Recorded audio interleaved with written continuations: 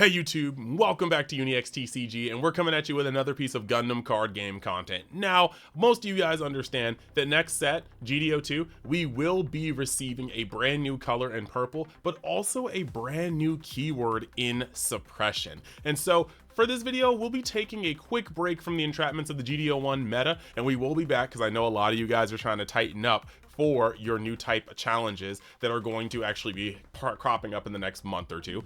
But for this one, we're going to talk about Suppression, what it does, and how I think it's going to impact the format, the ramifications of introducing such a keyword. So if you like this sort of content, make sure you like the video, subscribe if you want to help me get up to 10K and lock in for more Gundam card game content. And yeah, let's get into it. Alright, so as most of you guys know, off of the link station and then as well on social media, we got spoilers for 3 LRs that are coming out of GDO2 Dual Impact. And those LRs are going to be Gundam X in purple, Zeta Gundam in white, can't wait, and then Gundam Age 1 normal in green. But for this video, we're going to be focusing on Gundam X, and that's because this has the new keyword Suppression. So just reading off this card real quick, it's got level 7, 5 cost, Suppression, damage to shields by an enemy attack is dealt to the first 2 cards simultaneously, and then during link during your turn, while there are 7 or more cards in your trash, all your other vulture cards gain +2 AP. And then it happens to be a 6/5 body with Garrett around in its traits for linking. Now, Suppression is going to be what we're focusing on in this video. And one more time, we're going to read it. Suppression, damage to shields by an attack is dealt to the first 2 cards simultaneously. What this means, 2 just quick things right off the bat, is that 1, damage to shields. That means if you attack a base, it's not going to attack a base and the shield behind it. You're attacking a base card at this point. But if you attack shields, it's going to do 2 damage simultaneously. That means if there's a base in one of the cards, like the first card, it's not even considered the first card because you're doing damage to 2 of them at the same time. If you attack shields with a card that has Suppression, it's going to just flip over those first 2 shields. They will be hit, and then if both of them have bursts, you're just going to decide which order you want to resolve them in. So this could potentially be kind of scary because if you hit top 2 shields and there's a base in one of them, you're essentially going down 3 life, but you're just going to have a base still established there, kind of making a pseudo life. So you're going down like, 2 life essentially. The base is just going to sit there, do its thing. But it is kind of a scary thing. It's accelerating the clock. Now, the thing I want to talk about is the impact on the format, the potential impact, the forecasted impact. And for me, I think it's safe to say that this format has settled into 4 pillars of the meta. You have the green-blue 1-year war aggro deck, you have the blue-red ping tempo deck, you have the white-blue blockers deck, and then you have the green-white wing deck. Now, I think green-white wing actively is the worst deck out of those 4. I'm not saying it's a bad deck by any means. I just mean that most of those decks in those 4 have a bad matchup, a favored matchup, whereas wing can be hosed down by aggro, can be hurt pretty bad by the blue-red tempo, and doesn't even have assured game versus white-blue blockers if they just draw an aggressive body-heavy curve and just turn everything sideways. So I just think that Gundam Wing's popularity keeps it in that big 4, but in terms of an 8-round tournament, I think that that's the least likely one that I personally would play. That's just me, but I digress. Going into the format, I think that we have the aggro decks kind of having a specific toehold, and the reason that is because we're set 1, we're a limited format. When you have decks that need 4 or 5 turns to really start sticking to the board and making cohesion, of course an aggro deck that was playing out 1-drops twice on turn 2, a 3-drop and or 2-drop and a link on turn 3, and then just continuing to just spray out its hand onto the board, of course they're going to do a lot of damage to a deck that needed 4 turns to play a valid body. And I think that's just where the format is. That's why green-white can get hosed down by aggro so much, because it needs most of the game to get to its juggernaut cards and then go in. Now, every one of these decks has to pick and choose where it's going to do the most damage. The aggro decks and the blue-red tempo deck do a surprising amount of their damage early to mid game and then try to close out. You got white blue blockers. That's more of a grinder. It can do damage throughout the game. However, nothing is there is pretty bursty unless they're running the unicorn package, in which case they can sneak into attacks every now and then. But for the most part, pretty even across the board. And you have green white wing, which will ramp, defend itself, and then bam, play out juggernaut units that you can't effectively trade into, that will chunk you out and essentially put you on a 2 to 3 turn clock, depending on how developed their board is by the time they reach stabilization. So where does suppression lie in? Well, suppression is dealing 2 damage, right? 2 damage to your shields. And if you have a singular card that can deal 2 damage, that means that you can focus less slots on aggressive finishers, especially if these archetypes get some sort of search like path to victory, defeat, or you can pair them with colors that can draw or filter, such as white and blue. So when it comes down to it, if you can put most of the offensive pressure on the backs of these suppression cards, depending on how many are made, what colors they are put in next set, then you can allot more space to defense, board management / removal, utility. And this is going to actually, I think, form a version of a deck that is very akin to Gundam Wing, but with less setup. And what I mean by that is Gundam Wing is very reliant on having, the pilots along with the suits. The duo, or the Death Scythe, needs duo. You know what I mean? Your Shenlongs are very good, but if you don't have Wu Fei, they gotta wait a whole turn against the cards that they were meant to smite, which are normally low to the ground bodies, which will only get worse every turn they're not addressed. You don't necessarily need to have the pilot for Wing Zero. Wing Zero's best feature comes down on play, but Wing Gundam, yeah, if you play Wing Gundam and just play it out with no pilot, you give your opponent a whole turn to kind of just set up and get in its last row of swings before you start wreaking havoc. But when it comes to something like suppression, this card doesn't seem like it really needs any setup. Even the during link thing doesn't affect itself. So realistically, you just need this in the pilot, just a 2-card combo at 7 or more resources, or just 6 resources in the EX resource, and then you just start punching in. Now, with that being said, this does seem like you might be able to make a deck that doesn't have to ramp, so it can be a little more generic, and the deck can just have more room for these low to the ground mid-game blockers. It can have more room for these bounce these cards, rest these cards so I can swing into these cards, maybe even burn these cards if red is the splash.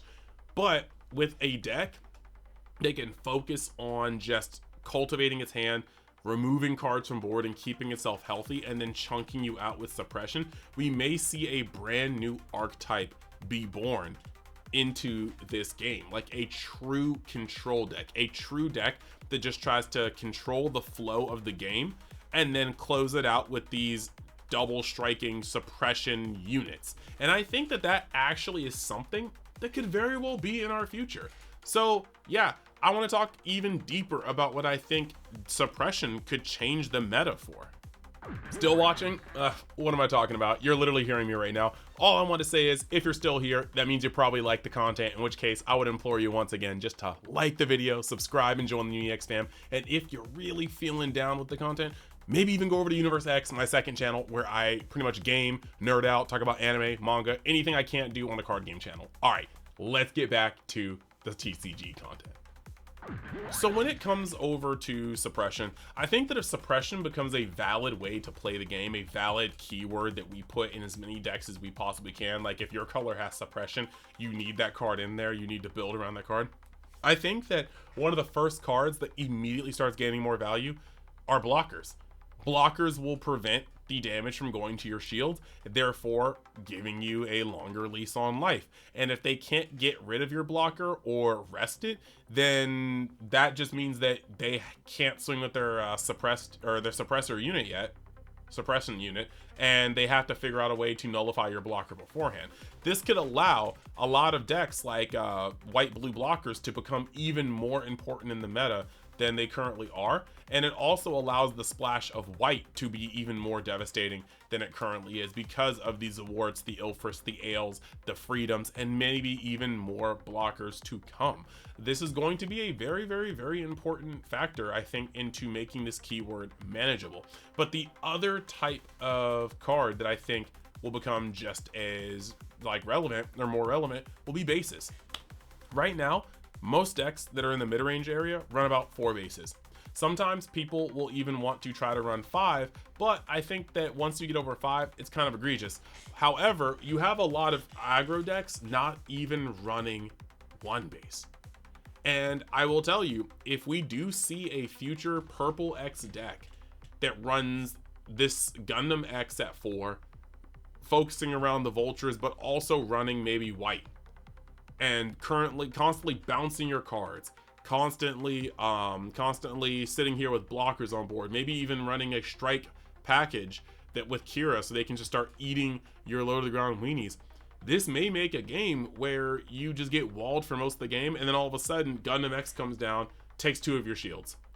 Can you get over this enormous body? We don't know what the pilot's going to add, but looking at this, it's a 6-5.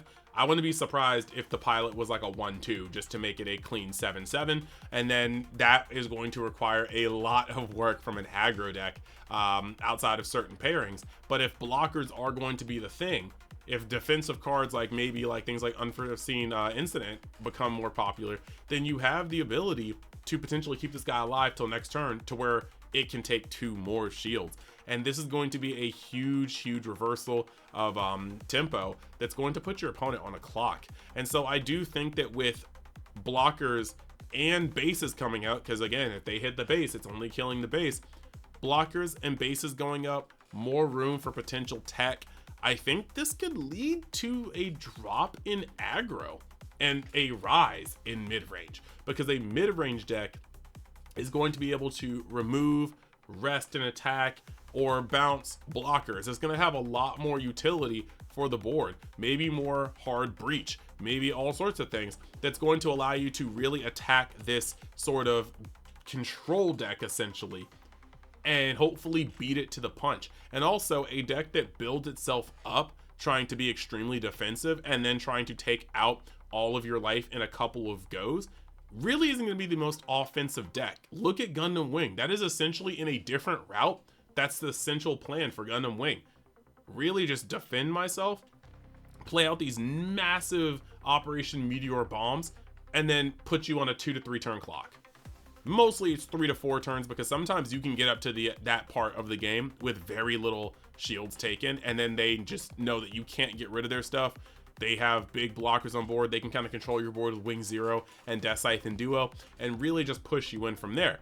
But this deck kind of seems like it's got the same game plan. Keep itself alive and healthy, punch out everything. But I do think that just a standalone unit with Suppression that just needs a link, it doesn't even technically need a link. It could just stay on the board and survive and then punch the following turn, because Suppression here just super generic. But I think that a deck like this would have a little problems, like if it's meant to beat a lot of decks but also survive aggro, it would have a lot of problems putting out a lot of offensive capabilities in the early to mid game, meaning that mid-range decks would probably thrive a lot better into it, being able to cut the difference and outspeed them the way aggro decks were outspeeding mid-range right now. So overall, I do think that Gundam X and Suppression is a huge bomb to drop on us. I do think that we need to see every card that has Suppression in it, between starter decks, maybe between GDO2, because hopefully this is not the only one. I want to see it on like maybe 1 or 2 more colors. But once we see those, if they are good enough cards and the pilots are good and the archetype is good and we can build around it, I think that it's going to introduce a brand new type of control. And if that happens, we may finally stop seeing the same type of aggro pop up, because these control decks may be able to focus way more on defense and utility and then just close out games with Suppression. So I do want to know what you guys think. Let me know what you guys think of Suppression so far. Let me know if you guys think that it will improve or, you know, maybe make the game a little messier. I want to know all your opinions in the comments. I want to get a discussion started, but I think that this could lead to a lot more defense in the game, because with cards like this, if you don't want to get chunked out, blockers and bases will be more important than ever, things that typically an aggro deck doesn't quite want to see. And if this is the case, this may lead to the exact opposite what's going on right now, where an aggro deck has to have very specific lines, like focusing on high maneuver and things like that to actually get things done, whereas, you know, before, right now, they just have high maneuver splashed in, you know, using Amuro to rest. But it does kind of seem like suppression is a powerful enough keyword to change the meta drastically. So yeah, let me know your guys' thoughts. Like the video if you like the content, help it thrive. Subscribe if you want to join the EagleX fam today and see future Gundam content. And I'm very excited. Like, we're already getting set, or started at 5 spoilers, and I just want to see what IVO has to offer. I want to see more of what GQuux has to offer, and I cannot wait to get into set 2 spoilers. But for now, this is what we got. I'll be going back to competitive gameplay for set 1, and we'll talk about getting prepped up for your new type challenges. So thank you guys. Thank you guys for the Patreon members that are joining and supporting. I really do appreciate that. And we got some gameplay coming up for you. So I'm going to try to whip that up, edit it out, ship it out pretty fast, and I hope you guys enjoy. Later.